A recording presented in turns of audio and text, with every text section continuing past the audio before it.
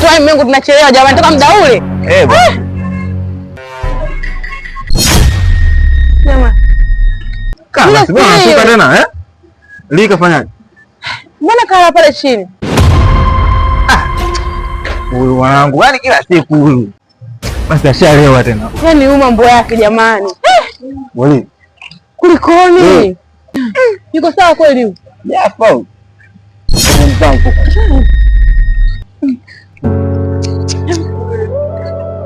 Pumzi inatoka kweli? Pumzi inatoka huyu. Basi uko hai. Uko hai. Ngoja kwanza nijaribu kumpata huduma ya kwanza. Mungu sie kiziwi. Hivi una akili wewe? Sasa mtu mke wa mtu lakini hujiheshimu.